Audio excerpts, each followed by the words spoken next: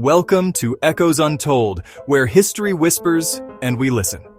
Today, we're revisiting one of the darkest nights in modern European history, the Paris attacks of November 2015. Before we begin, don't forget to like, share, and subscribe to the channel to keep more stories like this alive. Let's step back into that night when terror struck the heart of France. It was Friday, November 13th, 2015.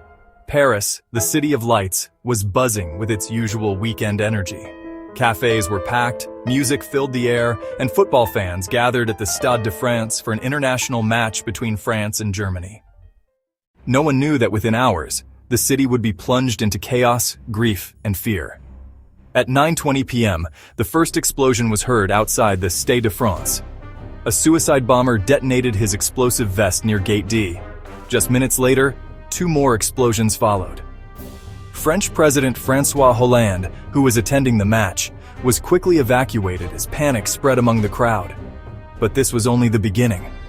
Across Paris, a series of coordinated shootings erupted. Gunmen armed with automatic rifles attacked restaurants and cafés, Le Carillon, Le Petit Cambodge, La Belle Équipe. Ordinary people enjoying dinner and drinks were suddenly under fire. The deadliest scene, however, unfolded at the Bataclan concert hall. That night, the American rock band Eagles of Death Metal was performing. Around 9:40 p.m., three attackers stormed the venue, firing into the crowd of nearly 1,500 people. For more than 2 hours, hostages were trapped as gunmen executed civilians and clashed with police. By the time special forces stormed the Bataclan, 90 people lay dead inside. In total, 130 people were killed and more than 490 were injured across Paris. It was the deadliest attack on French soil since World War II. The victims came from over 19 nationalities: students, tourists, workers, and families. Their lives cut short in moments of unspeakable violence. Responsibility was quickly claimed by the so-called Islamic State, or ISIS.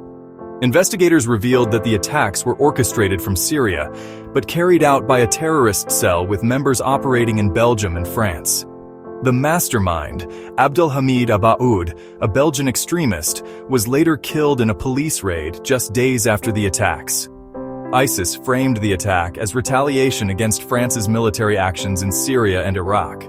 Their aim was clear: to spread fear, division, and chaos. In the wake of the attacks, France declared a national state of emergency, deploying thousands of troops and expanding counterterrorism operations.